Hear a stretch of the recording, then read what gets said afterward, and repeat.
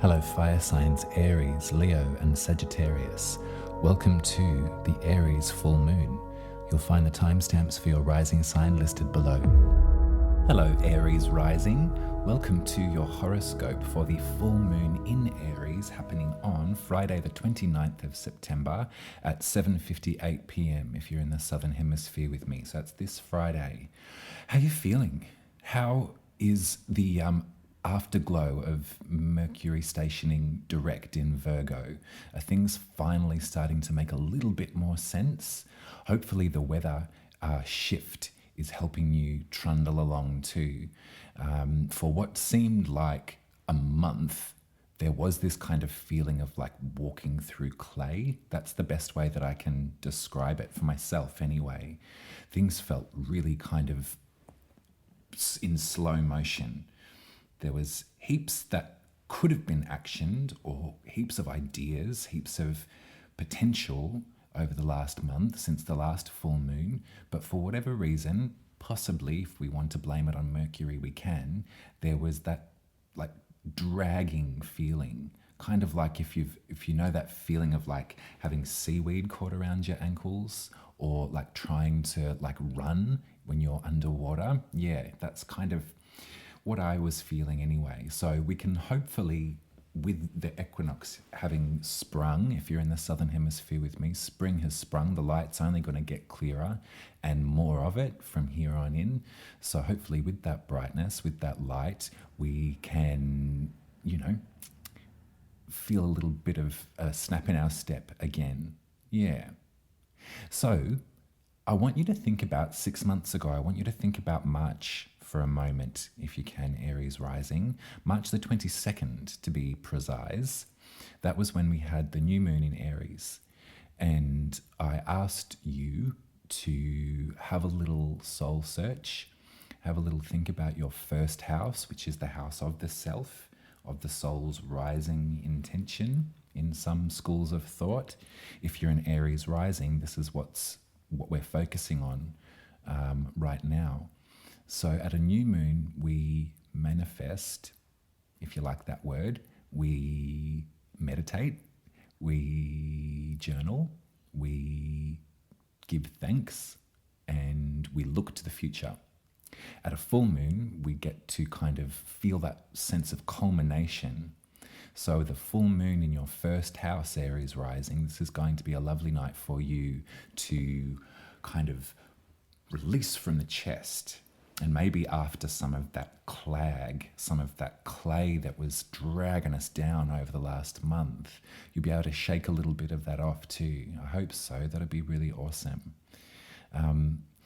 The dragon, if you remember, the dragon's head and the dragon's tail, and when these points in the sky are in a zodiac sign, there's an eclipse that occurs at a lunation. Well, the dragon's head is too far away from this full moon. It's almost as if this full moon's like snuck under the radar. And so we get to have this Aries full moon with no interception from the dragon's head or the dragon's tail. 2 weeks from now, there will be a solar eclipse, the first eclipse in Libra, which is going to be sort of like beginning the story that we started in April. If you remember, I'm not sure if you can remember all the way back then, Aries rising, but there was the new moon in Aries in March, and then a month after, there was the first eclipse in Aries. And this is because the dragon had just shifted. Do you remember? The first lunation was at 0 degrees of Aries. It was like the first moment, the first degree of the whole zodiac. So we're going back to that period of time, and we're having a think about ourselves. We're having a think about who we are, who we wish to become, why we're here, how we can make that work, and possibly if there's been a lack of self-confidence for you in the recent past, Aries rising, then we can take this moon and we can really feel the emotions that it's going to sort of have swell up in us. And we can be thankful that it's not going to be eclipsed this time, but we can kind of almost like make it count. That's the feeling that has just been growing really strongly inside of me, Aries rising, is this feeling of making it count. We're moving towards some really pivotal shifts in the astrology, and also, in terms of humanity as well. If we can go by this stuff to gently cast our eye into what's in store, what I can see, and what a lot of other astrologers more trained than I am can see, is change. And in that change, it's going to be really beneficial for us, Aries rising, to have you working at your highest potential. We need folks like you. We need our Aries babes to lead us into the next phase of life, the next configuration of community and society, and of the future. So maybe at this full moon as well, have a little sit with your Emperor card. I've got the Emperor here. This is your soul's card. The Emperor is someone who is really, really in control of their destiny. They work from the head, as the ram does. They charge forward, headbutting things, getting it figured out. So I'd like for you, especially if confidence has been a bit waning lately, but I'm particularly thinking about the last month, just because I am kind of processing my own relationship, or my own thought processes, or how this astrology was playing out for me in my life. And just that clay feeling was really starting to get quite thick. So let's kiss that goodbye, and let's put our crown back on, I reckon. I'm going to get you some tarot, I think, Aries rising, as I look at what else is going on. So we're going to be sort of expecting the unexpected. Definitely as we're entering into eclipse season, and as we can feel lucky that we ducked away from another Aries eclipse. But this is the sort of handover. So for the last 18 months, the eclipses were happening in Taurus and in Scorpio, if you remember. And so we're going to be sort of finishing off that story. It's going to be the last chapter in that story as we sort of prepare and enter into this new round, the next 18 months. And for you, Aries rising, there's going to be some eclipses in your sense of self, and also in your house of relationships. This is what we're looking at in 2 weeks. The Libra eclipse will have some kind of effect, some hopefully potentially really positive shedding for you in your 7th house of love and relationships and the other. There might be some things that you can release once and for all, or you might even see it happen for you. Necessary shedding is something that I can definitely attest happens around eclipse times. Sometimes it's not easy. Sometimes it's really painful. But if we're going to grow, if we're going to evolve, get bigger, transform, then we've got to let some things off our back. We've got to lighten our load from time to time. That's what the old dragon can help us with. If you want, have a little look at the horoscope from 6 months ago. If you're on my website, you can scroll down to the first horoscope that I published, because this is almost sort of marks the halfway point in our lunar cycle to our 1 lunar year. We're midway. So we started something at the beginning of the lunar cycle, and we're kind of looking at it now, and we're beaming it back. Well, this is painting a very interesting picture to me, Aries rising. I got death in the middle, and this is a card that mustn't be frightened.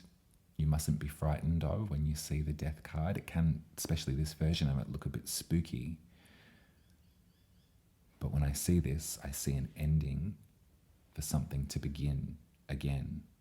There seems to be a lot of fear at the moment, isn't there? And we read the paper. Some of us, when we walk down the street too, a lot of fear that can be felt. People are really worried at the moment. And we try our best to not let that sort of drag us down, right? We try not to be frightened of the political climate or the, rising cost of living, or indeed the environment too. It was announced that La Nina is something that is occurring, and the especially here in the southern hemisphere, waiting with bated breath to see how summer's going to turn out, and hopefully everyone's going to be as safe as they possibly can. There's a lot to be said for climbing down from that cloud or like wave of cortisol, the stress hormone. I've really been noticing it in my own system. Something I've battled with my whole life, but I think really in the last couple of years, I've done as much learning as I can to understand the different reactions my body has and the different effects that these different hormones can have over my brain. And I've found that when I doom scroll, or when I really start to worry, or when I really start to, and it happens and it sort of picks up like a bloody what are they? Cyclone. What was that movie? Twister. Helen Hunt. It can really whip you up. And a really great way that I've found to be able to sort of kind of roll with that, is meditation.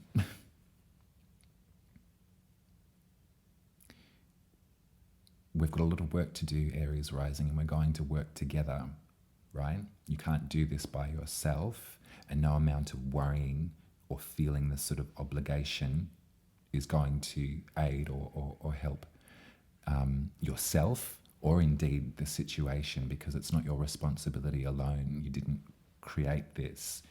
The way that we relate to the environment has to change. It's on the top of the lists of things that we need to change.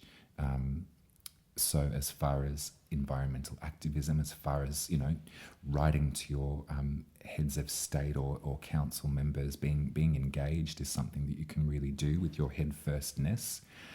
I'm thinking about this head thing though, because there does seem to be something about the worry. I've got the Five of Pentacles here too, which is a classic card of worry. I was thinking the other day about the Five of Pentacles and how it's got 5 stars. It's a rating, 5 stars. But it's a really sad card.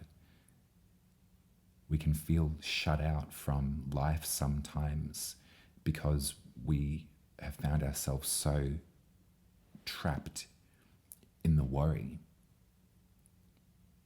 and not wanting to drag the party down, or not wanting to sort of like take anyone else through, drag them through your reality. I'm going to say it again, Aries rising, like, you're not responsible for it all. We absolutely are on the precipice of making some really grand changes in the way that, systems of consumption operate.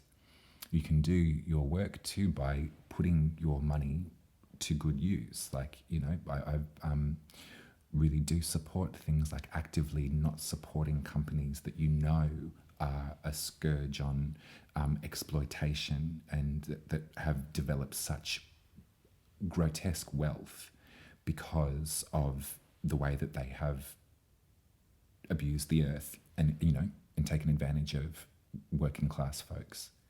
So you can not go down those roads. That's a great way of resisting. But if the worry's so much that you can't move, and it would be the best time to reach out and to sort of like find avenues that you can express some of this. And of course, you know, you're not wanting to drag anyone through it, and that's okay. But you'll be surprised though that folks will feel some sense of relief too, because if we keep all of this worry inside and we don't say anything, we're like, oh, Lenina, great, okay. Oh, what are they doing there? They're going to search for gas underneath the ocean floor and like make all the whales deaf. Like all of these things that are sort of rapidly kind of, you know, they're happening. It feels like sometimes with or without us. When you meet up with folks and when you can talk about these things and get it off your chest, then you can sort of feel the pressure of it being on your shoulders alone lift a little bit, and then you can also like activate and you can start making decisions together.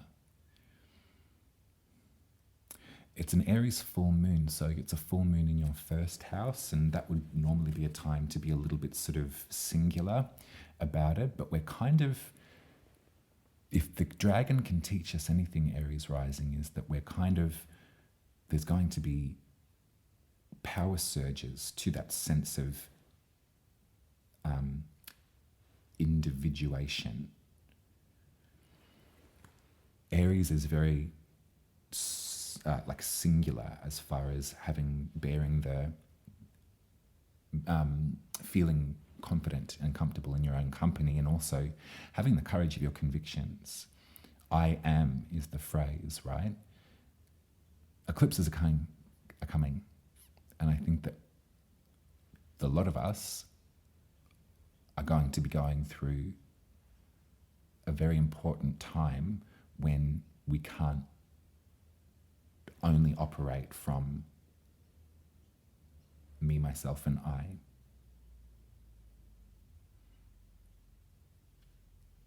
I hope that makes sense to you, darling. And I'm not reprimanding you too.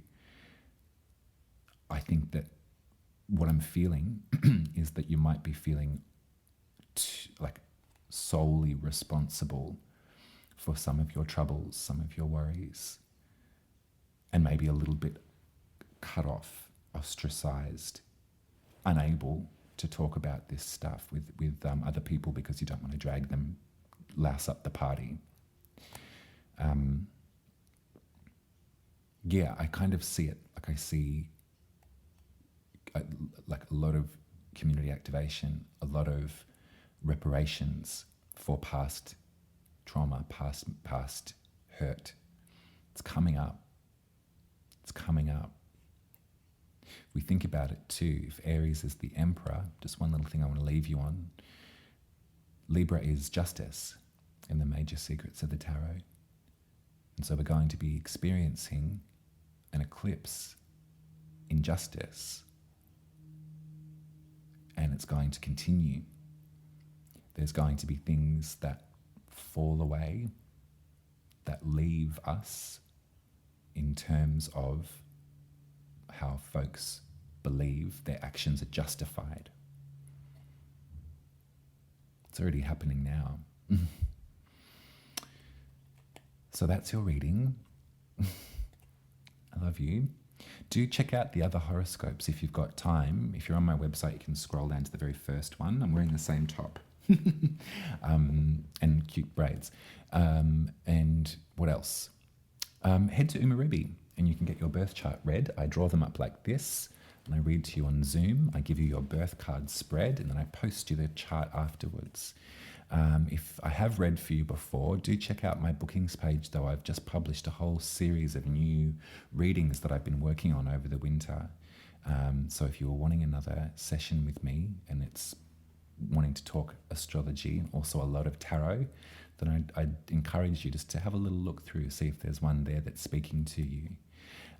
You can tip me at Buy Me a Coffee if you'd like to support my work. I've just published a membership page on that site too. So if it was something that you feel that you've got the resources for to support my work, my horoscopes, you can subscribe and you can pay a monthly something to keep me going. That would be lovely. Of course, it's not essential. But if you've got room, that I would be very grateful. I'm going to leave it there, Aries. Let me know how this one is landing for you. If you've got any questions, please reach out. It does feel quiet, doesn't it? It does feel that we're about to step into something, and possibly what was happening in March, perhaps if it didn't come to fruition the way that we thought that it would, it's for a purpose. And I feel that that purpose is really going to start showing itself. All my very best. Stay safe, stay happy, enjoy the spring, and let's do our best to work together and make change in the way that will benefit everyone. Take care. Bye.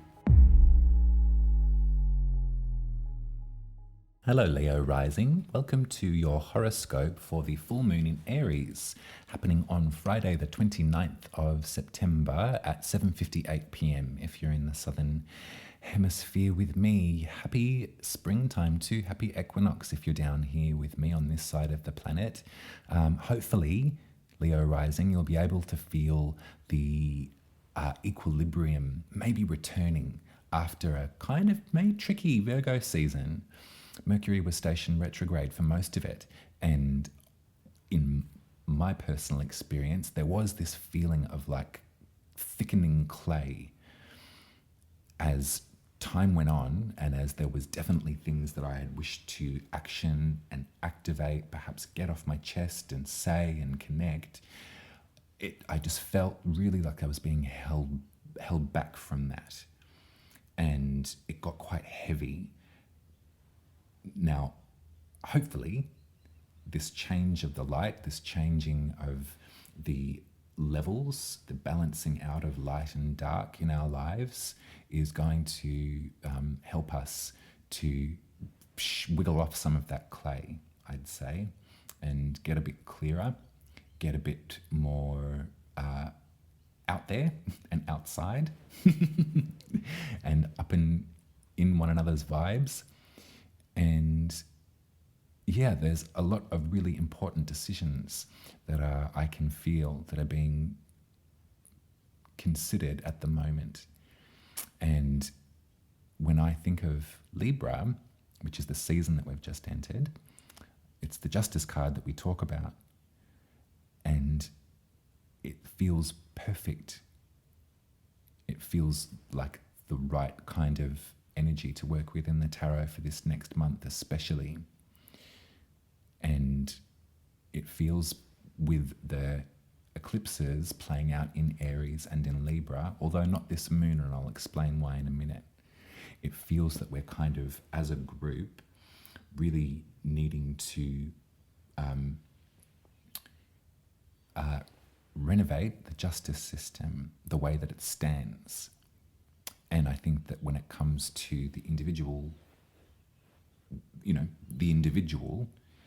there's going to be some stuff that we need to reassess too. It's positive, it's considered, and it's something that when we work together, we can create change. And it's going to be lovely. I think this moon feels like a bit of an outlier because the dragon's head is in Aries right now. The dragon's tail is in Libra. But because this moon it's too far away from the dragon's head for it to be gobbled up. So it's missed out. This is actually the third lunation in Aries that we've had this year. The first was in March on the 22nd. And at that time, for you, Leo rising, we set our intentions for the ways in which we wish to expand our mind. Aries rules your ninth house of publishing and of philosophy, of travel. And so there would have been possibly some things that we kind of worked on, or that part of our lives we considered, had to think about, and willed the next round, entered into the next chapter. Then a month after that, there was an eclipse in Aries. So perhaps things were a little bit off kilter. Perhaps things maybe didn't work out the way that you thought that they would, or perhaps there was indeed maybe an influx of stuff, extra information, extra help for you on your cosmic journey. The ninth house is called the house of the gods. So if you can see it in the context of looking out and up, you know, a lot of things happen in the ninth house that are to do with philosophy and astrology, and with sort of sharing what you know, writing it down. You know, lots of books get written in the ninth house. A full moon with no eclipse, dragons too far away, is a lovely evening to release something out into the world too. So because there's safety from the dragon, if there's something that you've been working on, or you've been mulling over, you've been really thinking about it long and hard, there's something that you feel that you are allowed to say. What am I trying to say? Like, what are you working on, Leo?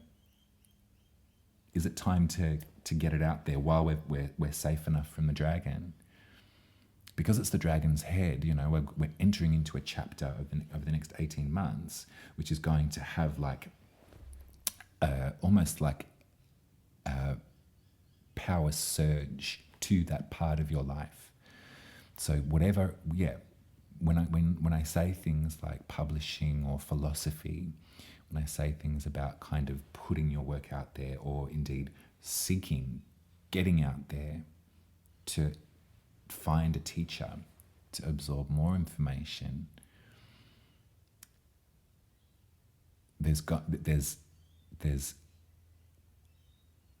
tremors that are happening here. Maybe in April of this year too, that was the first eclipse in Aries. There was something in there for you. Think back to that part of the year, Leo rising. Think back to 6 months ago. Where were you then in terms of this kind of work? And where are you now? And where are you going to continue this?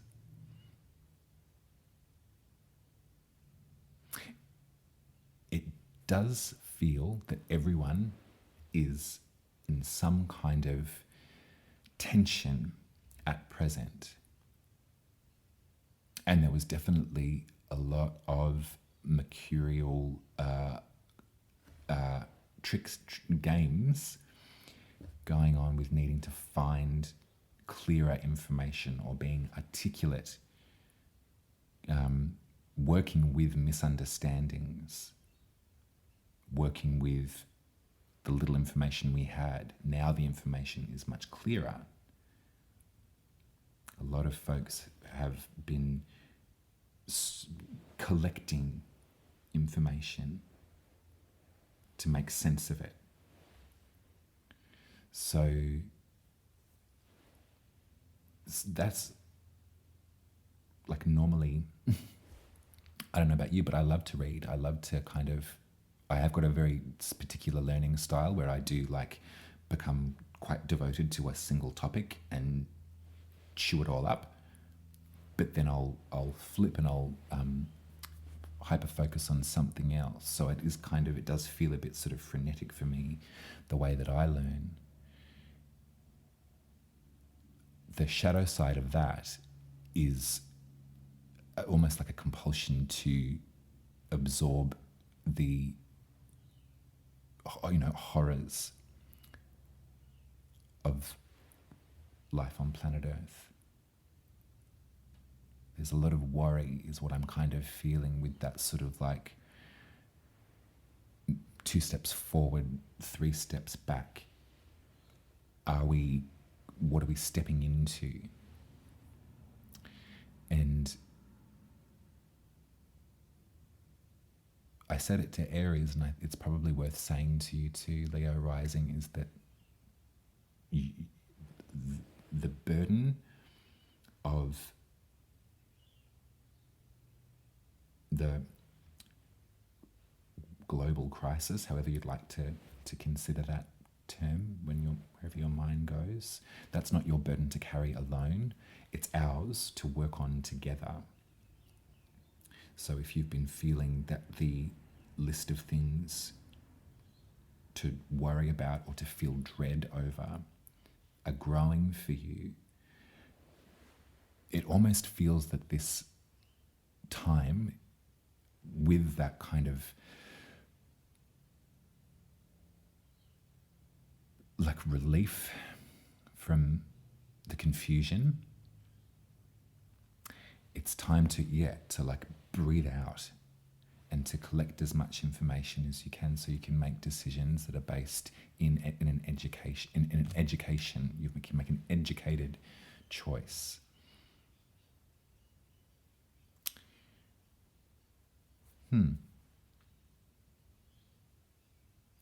Venus is still in your first house though. And actually Venus and Juno are still conjunct in Leo at 22 degrees, and they're forming a square with Uranus in Taurus in your 10th house of your career, your public face, how people perceive you. And it's a love, like it's kind of like there's something that feels kind of unexpected about this. It definitely has a lot to do with sensuality. It definitely has a lot to do with maybe something that you weren't quite expecting. And it's sort of marrying your 10th house, what you wish to be known for, your public facing self, and your soul center, your first house. Venus in square is kind of like more. More, please. I want some more. So if you've been feeling yourself, and like that's actually a really nice thing maybe that I'm thinking of now. I don't wish to kind of like, paint your life with my worrywart brush. If you've been able to feel yourself through this, Leo, if you're coming back into a sense of sort of romance with yourself, then we can probably thank Venus for that. And this square that's happening at this full moon, it's kind of hitting your public self. Now, we've been kind of focused on your 10th house for a while. This is where the eclipses have been playing out, you remember. There's going to be one final eclipse in Taurus in your 10th house in a month from now. And this sort of is like a crescendo on the story that's been occurring for the last 18 months. So I wonder if there's like help from Venus for you. I wonder if you're kind of feeling more aligned with the Venusian possibilities of your persona than perhaps you were before. Perhaps the sort of the glamour god is brewing inside of you. I'm going to get you some tarot.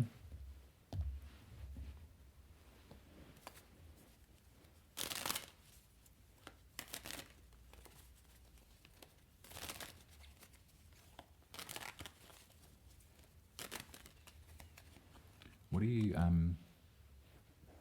are you hovering over, Leo rising? It does feel, it's sort of like, it feels like there's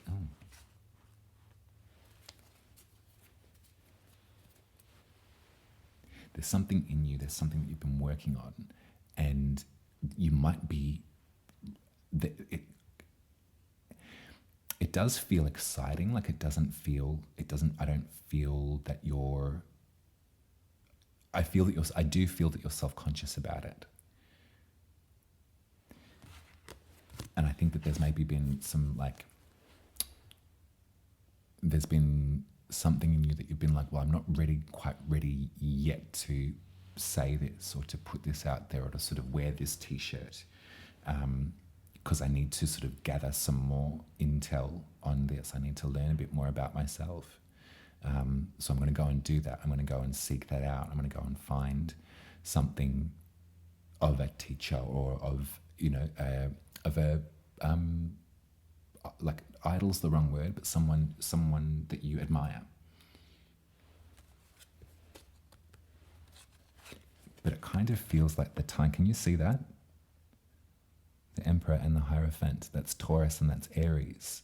So this is your 10th house, this is your 9th house. And you can see the sort of like same but different. Both of these figures are, they're an authority on the topic. One of them's much more butch and much more sort of like in control and like head first. The other one is, as you can see, a flippin' witch. It's like Kate Bush sitting there. They're a bridge between the spirit world and between this world. They kind of are working with language that is coming through them. So maybe this is kind of where we can like further investigate this moon for you. If you've been thinking to yourself, I'm an amateur, or I'm not fully ready to go there yet, it feels a bit clunky. I don't know, I think probably I want to get specific with the dates on this too, Leo rising. Like it's the 29th of September, this Friday. I'll be publishing these hopefully on Sunday. So this Friday, I want you to sit with this full moon in Aries, and I want you to sit with whatever it is that you've been ruminating over, whatever you've been writing, whatever you've been really tempted to put out there. I want you to think to yourself about the sort of beautiful duality that lives inside of you. I want you to really feel Venus. I want you to feel that sort of sense of beauty and she's so encouraging. Venus is such an encouraging energy. It's such a possibility for pleasure and freedom. So, and look at that duality too. Uranus in your 10th house has been there for ages, this sort of like maybe rewriting how you're publicly consumed. And this square is like, yeah, okay, I'm going to be consumed in this way now. Because Venus is like, more of this, please. And you can kind of, this hierophant, like, every archetype in the major secrets lives inside of us. Every zodiac sign lives inside of us. We are everything. We are every damned one of them. So when you look at this card and you see Kate Bush, or, pick your witch, whoever this reminds you of, that's you too. You've got the capacity to open up to communication. You've got the capacity to make others feel seen and heard by your words. You can trust that impulse in yourself too, Leo rising.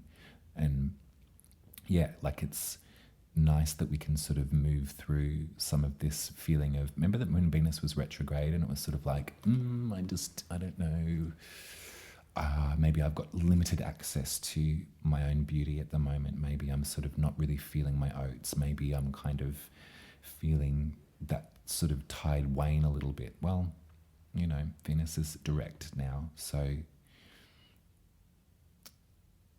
like doll up, hit play, and let us know what you've been thinking about.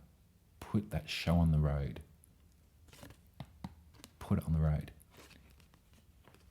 Because you've gone and you found it. You found that part of yourself that was missing and you're bringing it back. That was a bit slow to start. Sorry, Leo rising. I hope we got there in the end. That's your reading for this Aries full moon. If nothing made sense, let me know and I'll try and explain it to you. I've been feeling that clay around my ankles quite thickly. And so, yeah, but I think that I'm on a roll, so I'm going to keep going. If I've not read your birth chart before, head to Uma Ruby. They look something like this over here. I'll draw one up for you and I'll read it to you via Zoom, and then I'll post it to you after the fact, along with your birth cards. Also, if I have read for you, I've just published a new series of different options for different kinds of readings that I've been working on over winter. I think I'm ready to start sharing them with you. So if you'd like another sit down with me and you weren't quite sure of what to ask or how to go about that, have a little look at the list in the Back for More section. And you can see they're quite simple, but there might be something, an image or some song lyrics, or even just the title of the reading that triggers your fancy. And you'd be like, that's what I want to talk about. Yeah, so you can book another reading. You can tip me at Buy Me a Coffee. You can also sign up for a subscription membership if you want. I've just put together a little something. It's kind of, it's like Patreon light, not any extra content, but you can support my work over here on YouTube monthly if you'd like to. It's not essential if money's tight, of course. And you can always head to the support bit and just throw some coins in the jar if you'd like. That's it for now, I think. Yeah. Feel that calm before the storm. Feel that sort of like preparation. And it's a full moon in Aries, so you'd think it's going to be really kind of there, but it's eclipse season, and it's like things are going to change, aren't they? How they're going to change, how are we going to interact with that change, how are we going to kind of let the eclipses do their work and come out as someone else. Take it easy, Leo rising. I love you heaps. I'll be back with you in 2 weeks. We'll talk about eclipses. Bye. Hello, Sagittarius rising. Welcome to your horoscope for the Aries full moon.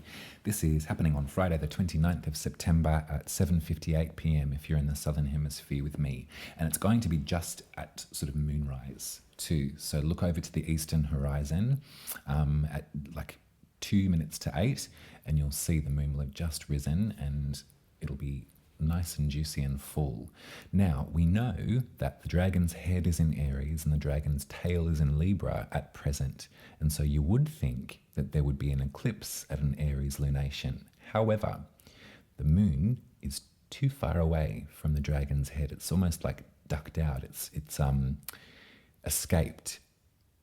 So I want you to think of Aries. I want you to think of your 5th house, of your access to creativity, to the artist studio, how you enjoy yourself and how you engage in pleasure.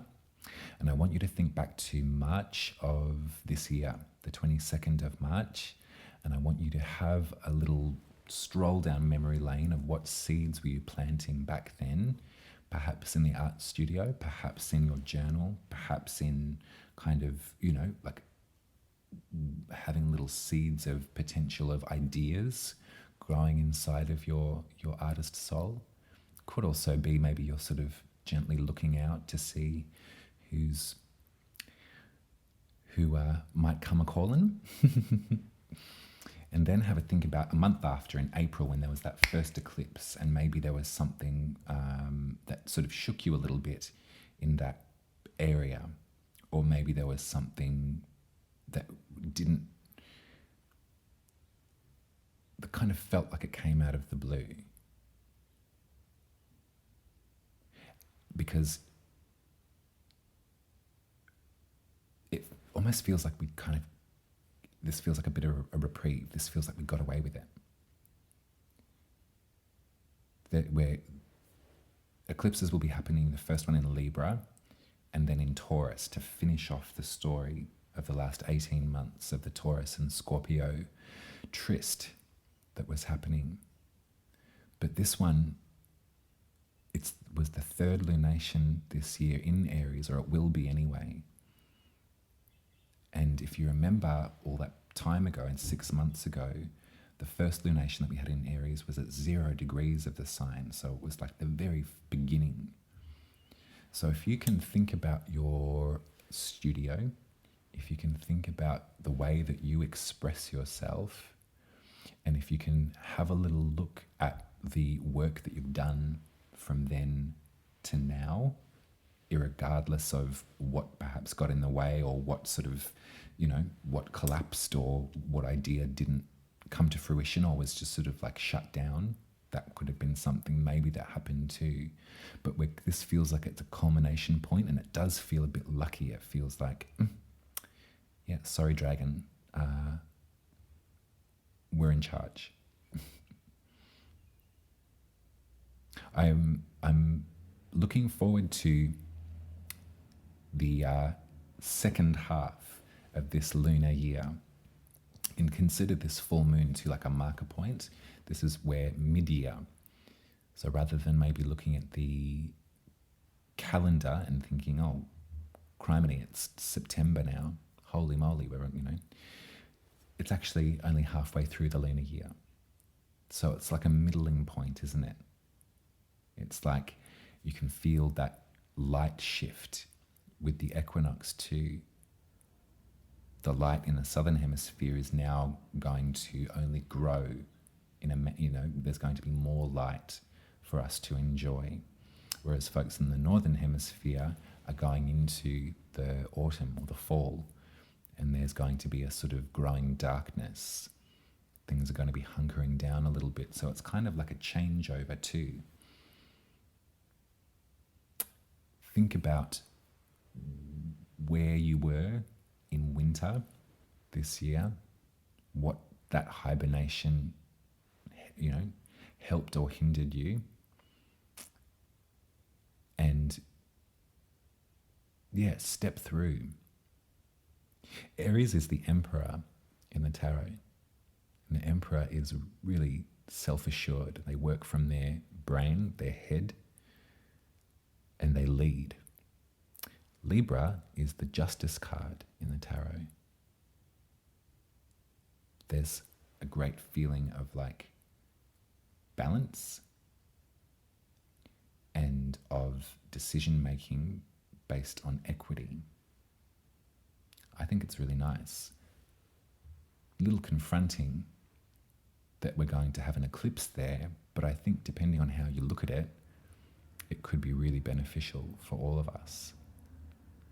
There are things that are rapidly showing up and coming to the forefront about injustice, the injustices perhaps of folks in positions of power, the way that these injustices can be addressed and decisions can be made to move forward with equity, which is different from equality, if you remember that. So, let's get some tarot. And when I say things like the studio and your creative practice, and if that makes you wince, if you're sort of sitting there going, oh God, I haven't actually picked up a pen or a brush or opened my laptop or a guitar, or I haven't done anything, don't allow yourself to use this as a moment of feeling like you're a failure, because let's consider life practically. Sagittarius rising, you're doing your absolute best, and it has been a very strange year in retrospect. As I look, if I'm using this middle point of the year to look back and go, there's a lot of peculiar things that were going on and continue to, but I'm feeling that I'm more in tune with my surroundings, and I feel that I can give my life a bit of context because of what I'm learning about, the energetic fields of the planets, or what, if the cards, however, whatever part of this is giving you a bit of comfort. I want to emphasize the comfort that I'm trying to offer you as far as you're your own boss and you can create your own schedule. I mean, this is kind of Aries, you know, the Emperor in action in your 5th house of creativity, Sagittarius rising. So if it has been, inspiration has been lacking, you know, like, it's frightening, isn't it? When the muse just doesn't strike, especially if that's sort of something that gives you pleasure. If the 5th house is all about pleasure, you know, it's creative pursuits included. And if that's been an outlet for you in your life where it's like, oh, okay, I feel myself, I feel relieved that when I express myself, when I create, and that's been inaccessible to you lately for the multitude of reasons of why that might be the case, don't use this full moon as a moment to feel guilty about that. Like, it's all right, I can start when I want to, I can start when I'm ready, I can start now. Maybe if we think about it in the way of, you know, the eclipse not really, you know, having missed out on this full moon, this reprieve of a full moon, maybe it might be a lovely night for you, Sagittarius rising, to get out the butcher paper and the paints and just slap it around. That might be a nice thing that you could do too.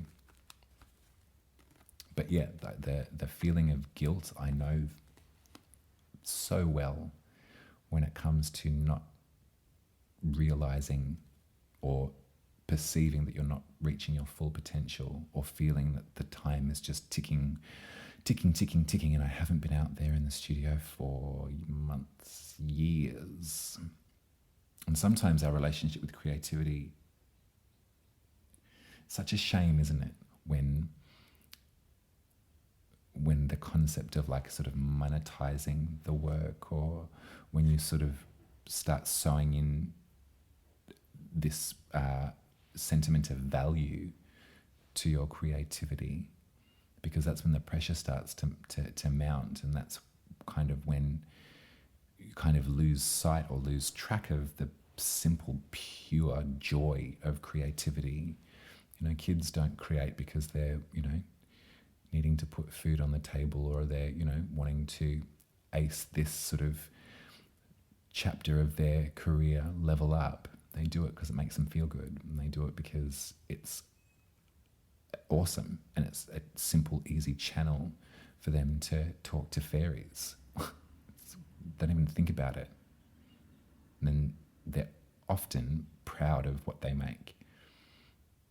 It's only when we sort of start to learn from other folks that we shouldn't be proud of what we've made, that's when things start to get a bit tricky, or when we put too much of our identity into the act of creation, where we're like, I'm actually not worth anything unless I create. That can be really a sticky thing to work through, Sagittarius rising. So maybe have a little ruminate on that too. And that's only if, you know, it's been inaccessible to you and you've been feeling guilty about it. I intend to redefine my relationship with my creativity. I intend to get back to a place when it was for pleasure and pleasure only. And really, when we think about the 5th house, that's top of the game. It's got nothing to do with coin or with output. You know, there is a feeling that we're kind of, I don't know, yeah, there's like this feeling of like this pressure to, you know, even the terminology, like create content. It's like everything's content now. Art used to be art, and movies used to be movies, and music used to be music, and now everything is called content, because it's like this endless chasm that we're all throwing our creative work out into, to be consumed and gobbled up, contained by the algorithm, by the vicious beast of artificial intelligence that seems to have grown up all around us too. It's like, when did that happen? Kids don't give a shit about that. Kids don't give a shit about that. Give a kid some crayons or some textures, some paint, some Play-Doh, happy as Larry, they'll be expressing themselves. That's what I'd like for you, Sagittarius rising. Yeah, I'm putting out these horoscopes on the equinox, so hopefully you've got, hopefully that you'll be listening to this on Sunday maybe, so you've got time until the full moon to reconnect with the pleasure of creativity. It's a song that I've had on repeat for ages now. In fact, probably for about 2 months. It's called it's a hard word for me to say. It's called Lilies. I have trouble with lots of L's. The song's called Lilies, and it's by a band called Bat for Lashes, and it's about working through the creative block and finding the muse again and finding inspiration and just that feeling of like relief so much that you just want to cry because you're like, I was so worried that I was going to be uninspired forever.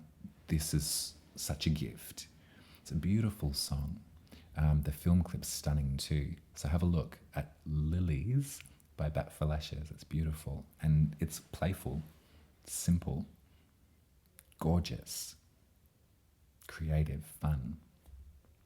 All of these sentiments I'd like for you to feel, Sagittarius rising. Yeah, this is a nice little triptych.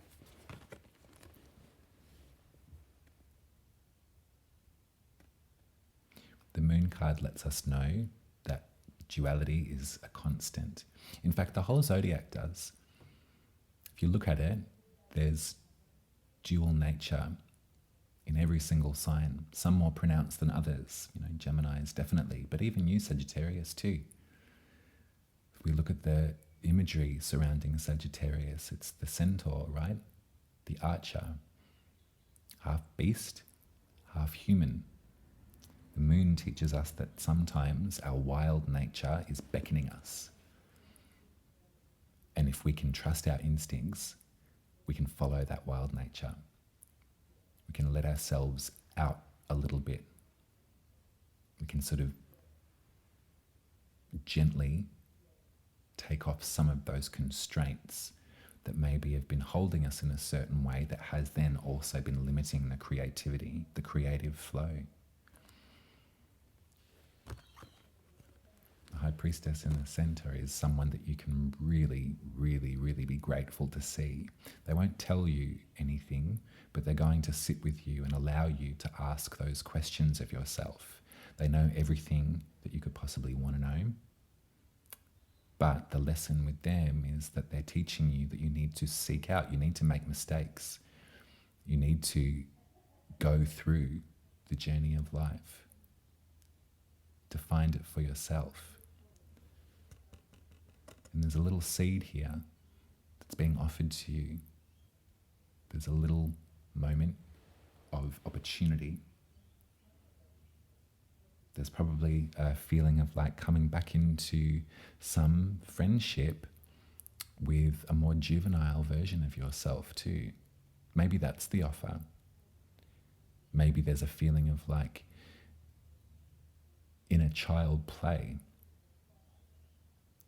where the little version of you is like, come on, I've got this really cool idea. Let's do it. Have a think about it, Sagittarius rising, and don't get too hard on yourself if it's been difficult to muster some inspiration.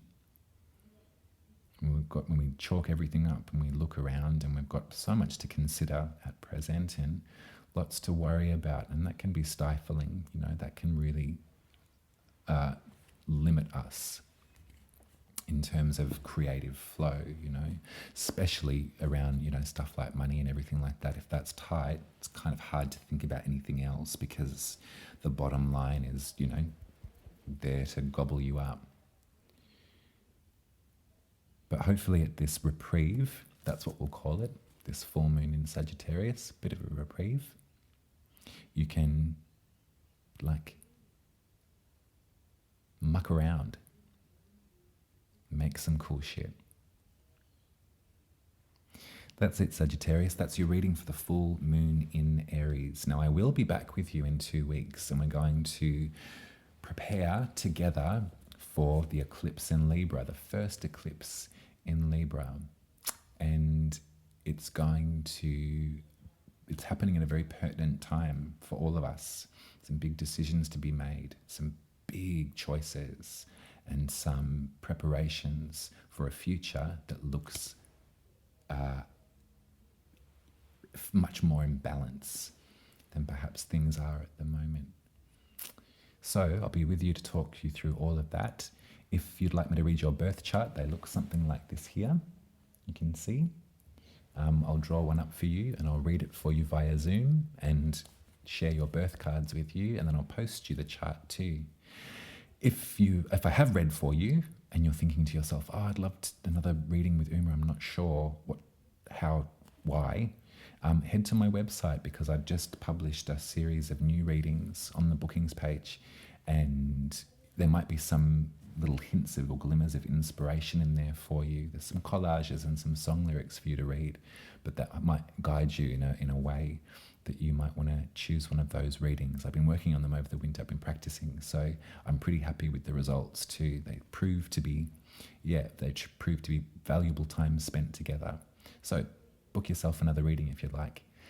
You can tip me at buymeacoffee.com/Uma. I've also, there's an option there to subscribe if you'd like to as well, which is simply just monthly subscription to help me along making these for you once a fortnight.